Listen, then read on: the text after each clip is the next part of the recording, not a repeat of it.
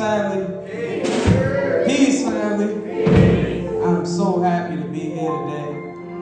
And it feels good to be back in a black church.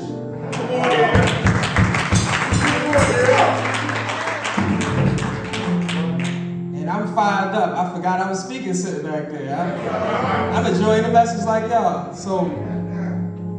But before I go deep into my message, I would like to thank Pleasant Hope Baptist Church. I'd like to thank Pastor Brown for allowing me to just come before you today and talk a little bit, just for a little bit, about Tendea Family, Black History Month, and the role of faith in changing our community. Now, before I go into that heavy, deep message, I would like to start with the basics. Can somebody say basics? I like to start with the basics. And it don't get no more basic than, who am I? So, Pastor told you that, community organizer, nonprofit, and all these other things. But when I think about who I am, I first have to start that I'm still just Aunt Becky's son. I'm Mr. Miles's boy. I'm Kay's younger brother. I'm Jamal's younger brother and Sam's younger brother. I'm still Lord Elijah from Glover and Monument and down the hill. Yes, sir. And the reason I start that way is because that's a part of Black history too. And so when we think about Black history, and if I say anything that is of substance up here, it is as the result of the sacrifices of my mom and my sister and my brothers that shaped me.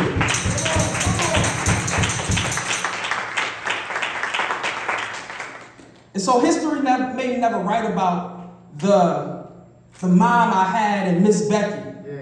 That before there ever was a Tendea community cleanup, my mom got out there on Glover and Monument and cleaned our block almost every day.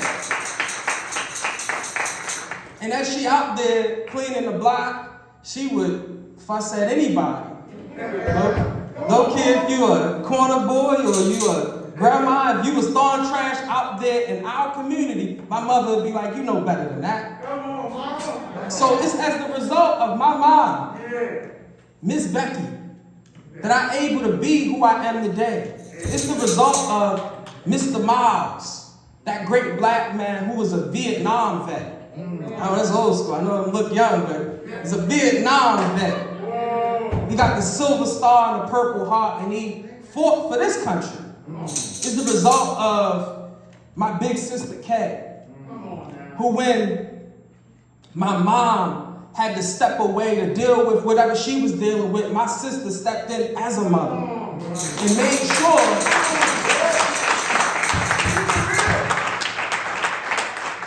made sure that her younger brother, including with her kids, was taken care of. It's the result of even my big brother Jamal, who is going through whatever he's going through right now, and he was doing whatever he was doing when I was younger, and part of the streets, and maybe carrying guns and different things. He had the wisdom, the love to know that's not for my brother. And no matter though I looked at him as a God, he didn't never let Lord Elijah go on the corner or Lord Elijah to carry a gun. So it's the result of those sacrifices and that work that I'm able to be up here today. So history may never write of those people, but if history writes of me, because I did something that they think is significant, they writing of my whole family.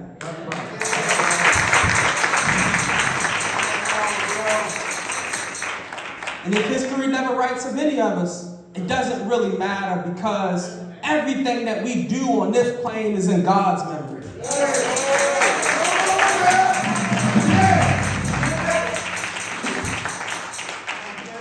So I definitely had to shout out my family before I talk about the role of faith, because it's their faith in me that has got me to be at this podium today.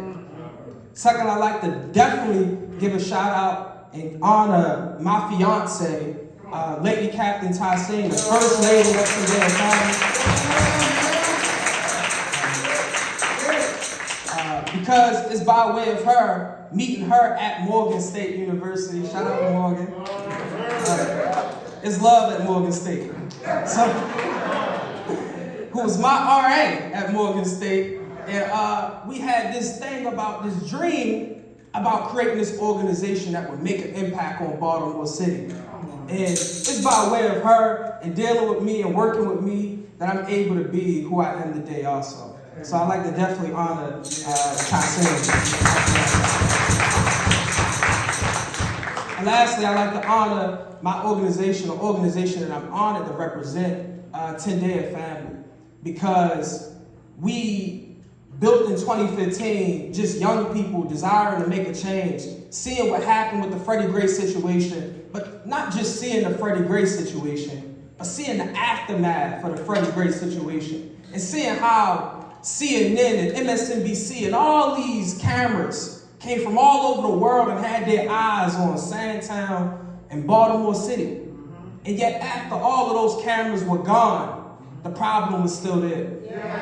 It was that produced Tendea Family to say, nah, man, it's going to take some more sacrifice. It's going to take some consistent effort to be able to change what's going on in our neighborhood. So I'd like to honor the members of Tendea Family that work tirelessly to serve our people as best as we can. So come on, family, and Tendea Family, give that up.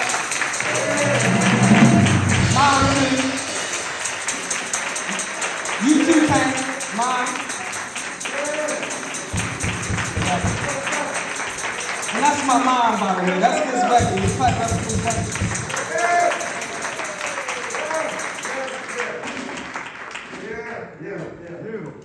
And as we go on, but still, who am I? Since it is Black History Month, I have to say this, that I'm the proud descendant of the people that gave math to this world. The proud descendant. That give people that gave science to the world.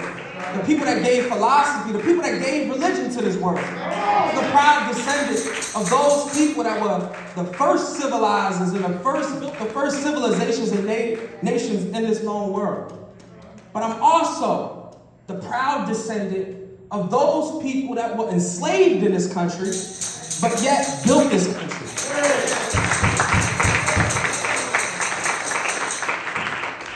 And so I would be wrong or remiss to come up here and speak about what I'm about to speak about and not give honor on Black History Month for those people that paved the way for all of us.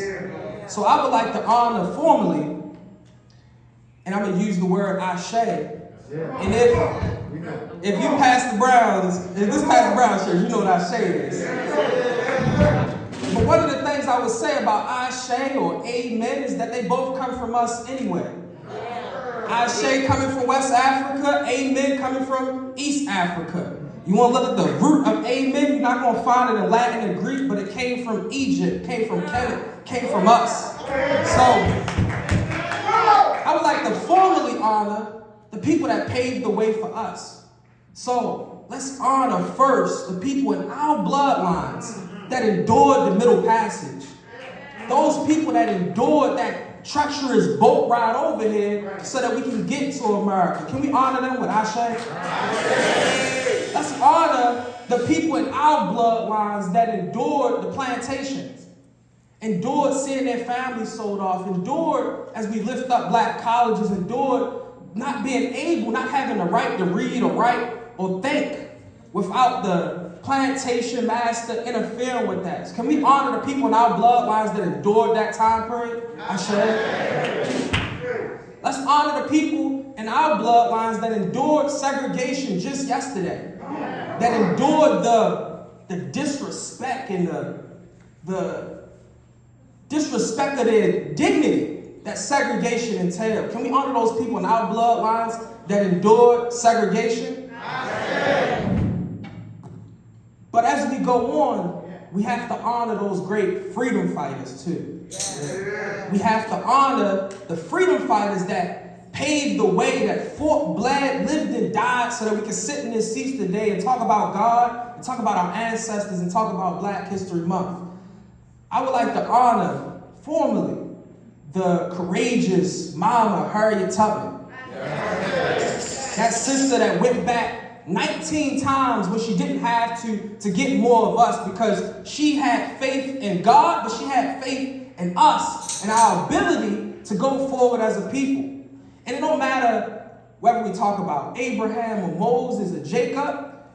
I'm sure at Pleasant Hope Baptist Church, you don't serve a dead God. And so, if God was active yesterday with Moses and Jacob and Isaac, God is active today. And so I don't know what you believe, but Sister Harriet Tubman, Mama Harriet Tubman, said that the reason she never lost a passenger is because she had visions and God told her where to go. And I believe it. So I like to honor Mama Harriet Tubman. I like to honor Frederick Douglass. I like to honor Nat Turner. I like to honor Booker T. Washington. I like to honor Mama Ida B. Wells. I like to honor Minister Malcolm X. I like to honor Reverend Dr. Martin Luther King Jr. Now you name a name. Ashe.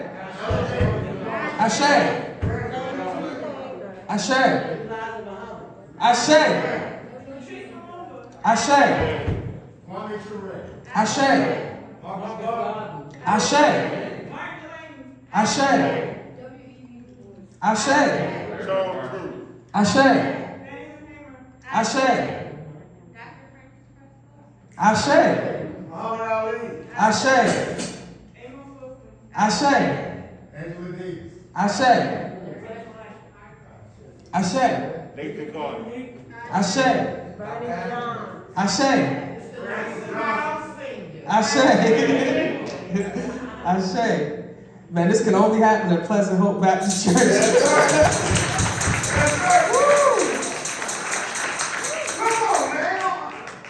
Now, it's right that we honor them when we're talking about faith, because they had faith in God enough to accept the divine mission of pushing our people forward. And so when we talk about the role of faith in changing our community today, it is on the foundation of their sacrifice and their faith yesterday. And so, as we honor them, I can't go on without saying that, with respect, I feel like in Baltimore City's Black community today, in 2022, we have lost faith. We've become faithless. On one hand, we say, man, God can do all things. And God that's in me, when I got God in me, I can do anything. But then on the other hand, we say, man, Baltimore can't change. Emerson Village, what? Emerson Village can't change. Park Heights, down the hill, Sandtown. Those neighborhoods can't change, man. Those Negroes are crazy out there. You saw them boys on the corner? They crazy out there. That can't change. And so we've lost faith. Even us that is part of the Christian community or the Muslim community or the Pan-African nationalist community, we've all lost faith because we don't believe as those great men and women before us believed. And they believed in God, and they knew, as Martin Luther King said, that we're going to a promised land. And even though we are in this moment and we out of segregation and we out of slavery, we're not at the promised land yet, so we can't stop here. They knew that. But today we lost faith. And because we lost faith, we don't go after in the streets the people that we believe is no hope for. So the boys on the corner that we know don't have fathers in the household, we don't go after them enough. The boys on the corner that we know should be in school, it should be right here talking about the college that they're going to, we don't go after them enough. The girls that got the OnlyFans and the girls that's thinking about stripping, we don't go after them enough today. Because we lost our faith. And in losing our faith in God, we've lost our faith in ourselves, and we lost our faith in our people and our future. Yes.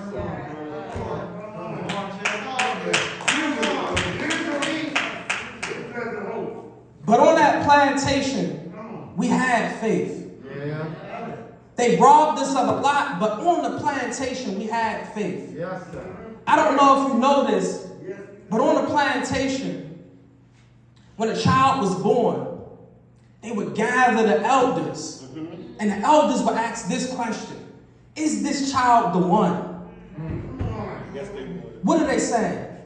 They're asking, is this the one that God would send us to change our situation? Is this child the one?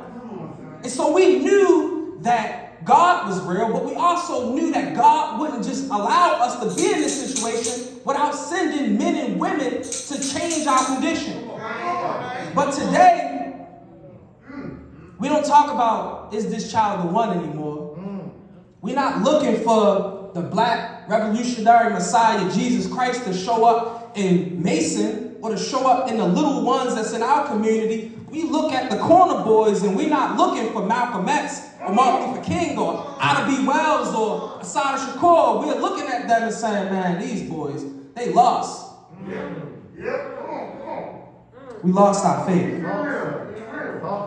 As Tendea does the work that we do throughout the city, working in McElderly Park, down the hill, Monument Street, and working in different places in the city, mostly the most dangerous neighborhoods in our community, we get often called crazy.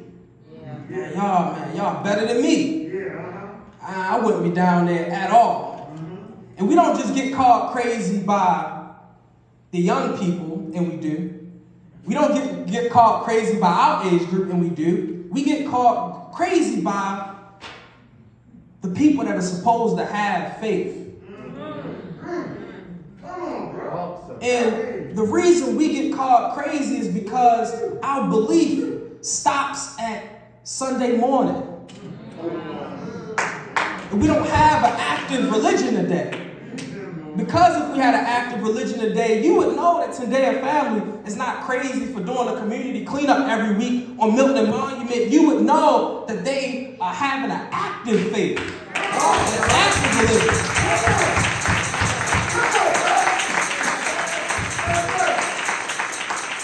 And my pastor is here, so he can correct me if I'm wrong, but I don't believe that Jesus made a church. His church was out there in the streets. His church was among the people that needed him most. So we built the church for us to honor God, but the people that need God most are out there on the corners.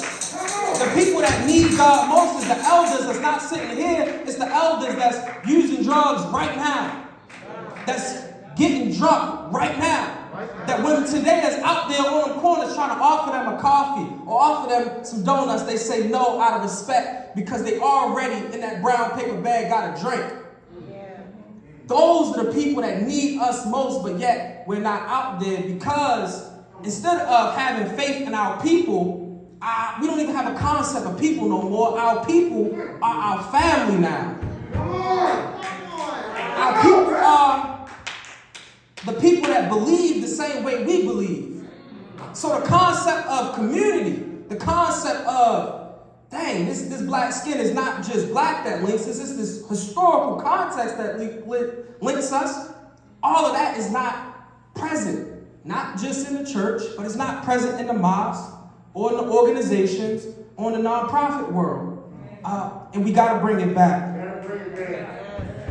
So I grew up on down the hill. I grew up in McElderly Park. So we're on Monument Street. And one of the reasons we're on Monument Street is because I grew up there.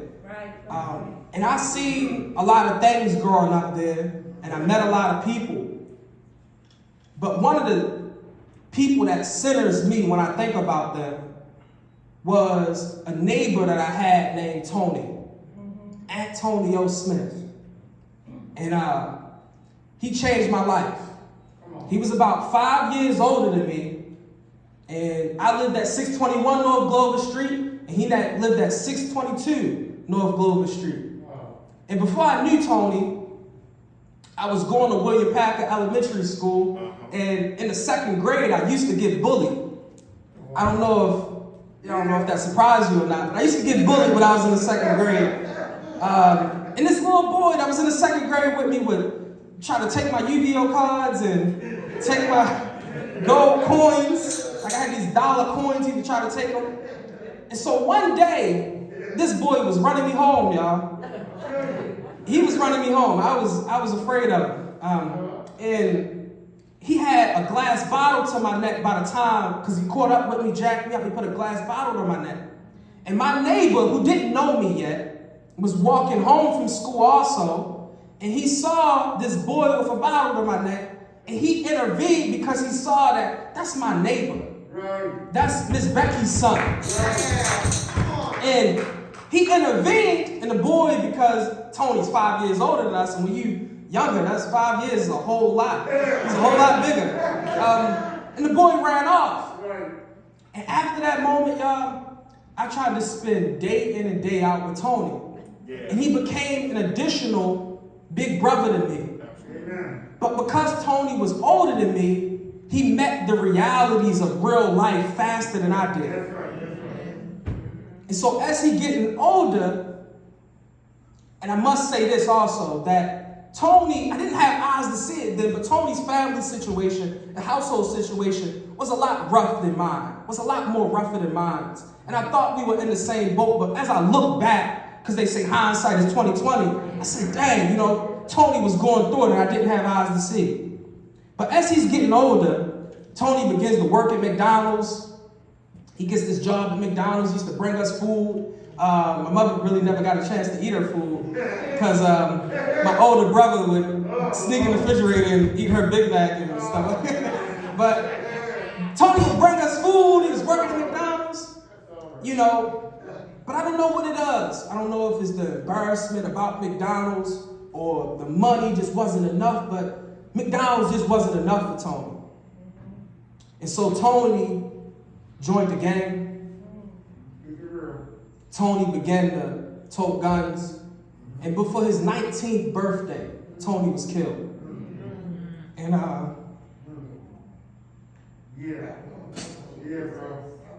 one of the reasons we ain't down the hill is because I still see Tony everywhere. And no matter what people think about the boys that's on the corner, or the boys that's selling drugs, or the boys that are doing these crazy things, in them I see Tony. Yeah. And I see that, dang, maybe if somebody would have played the role that a mentor played in my life, or a teacher played in my life, or the elementary school teachers that I had played in my life, maybe if they would have played that in Tony, like Tony would still be here. But as I walk the streets, I still see Tony everywhere. And I have an obligation. I don't care what anybody else does. I have an obligation. I have a duty to the Tonys of the world. I have an obligation. I have a duty to the boy that's going to grow up on Glover and Monument 10 years from now. That their life and their condition will be determined by what I do or what I don't do. Right. But us today, we have to regain that. Because there's Tonys in every neighborhood in Baltimore City, and they need us to step up. Yeah. They need mentors. Yeah. They need somebody to tell them to go to school, boy. Yeah. They need somebody to tell them, hey, take this money and don't spend it in the wrong place. They need somebody to step up and be a father figure if they don't have one. And so us, even if we're up in age, we have a role to play. And our role doesn't begin and end at the church. Our role to play is in every facet of our community. Because there's a boy on the corner, just like Tony, that is waiting for our love, our affection, and our attention. Also, we are able to be in the hoods that we're in, and able to be in the streets like we are, is because we have faith in God. And that's important. And we know that if the God of our people, the God of our ancestors, that noble God who guides and leads our work, if he's with us, we can do any and all things. And so as we're out there in the streets, we know that God is with us. And so other people are fearful for us and saying, man, y'all wild, y'all crazy, man. I wouldn't be out there. Don't you know, on Monument Street, that's where the quadruple shooting happened with the Safe Streets worker. Why y'all still out there? Even though people are fearful of what will happen to us, we're not fearful because we have faith in God and we love our people.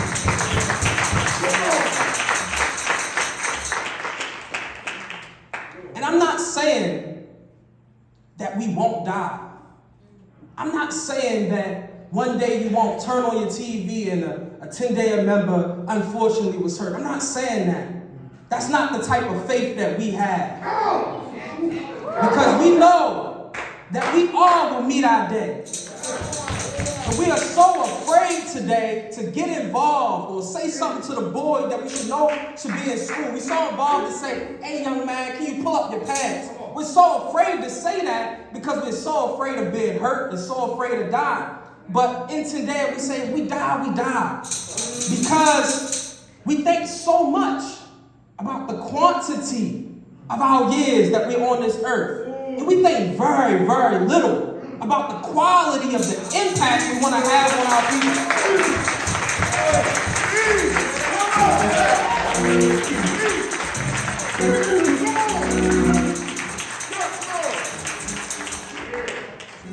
So I don't know if you heard a brother named Chairman Fred Hampton. Yes, sir. As I was rewatching Judas and the Black Messiah yesterday, I was like, wow, this brother, young brother, with every fiber of his being working for the progression of our community. Yes. And at the age of 21, he was unfortunately assassinated. Yeah. But yet, he made more of an impact on this world, on our community, than some of us that live to be 90.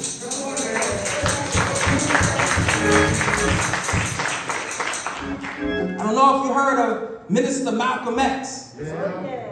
That great Muslim minister who fought, bled, lived, and died for our people at 39 years old. But yet, he made more of an impact than some people that live to be 100. I don't know if you heard of Reverend Dr. Martin Luther King Jr., who, though he was a young man doing this work, supported and guided by ministers, he knew, because the calls he was getting, that his life was in danger. And this is what it's going to hurt. Not only was his life in danger, he knew that his family's lives was in danger.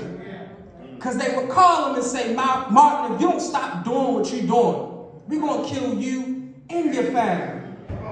But yet, he accepted the divine mission of progressing our people forward, and he wouldn't let threats, idle or otherwise, stop him. And though he died at 39, we are in a better place as a people because he lived.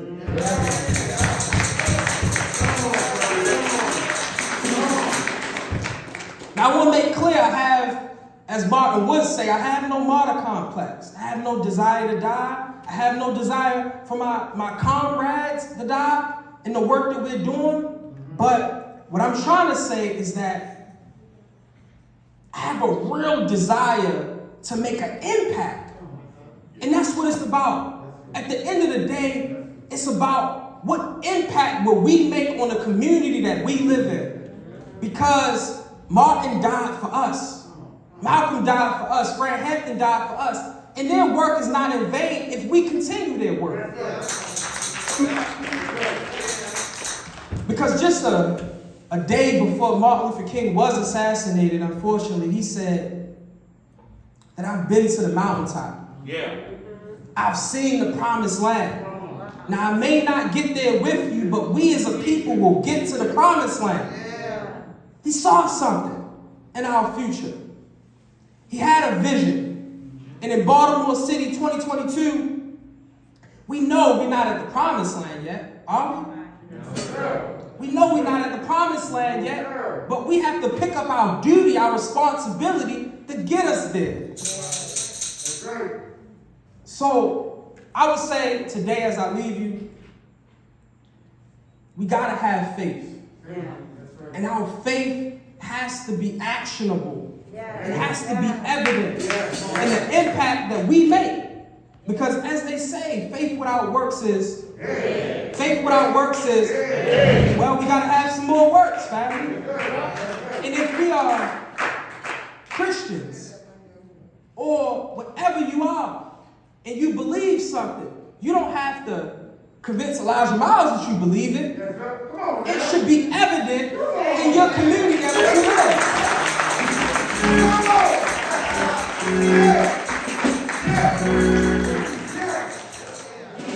and so, as you work with the young people that's within your community, as you volunteer at the school that's in your neighborhood, and they ask you why you do it, you can say, because I believe in God. But you put the work first.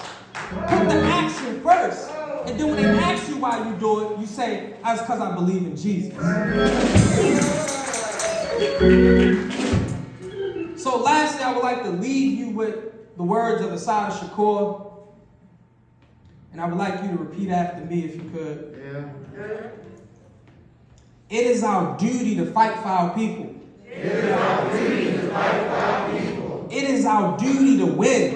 It is our duty to win. We must love and support each other. We must love and support each other. We have nothing to lose but our chains. We have nothing to lose but our chains. Have faith, family. Have faith in your people. Have faith in the Creator. And do everything you possibly can to make an impact. And as we say in Tendea, if we do that, then black people will form into a solid family, a true community, and a noble nation that our ancestors dreamed of. Thank you, family.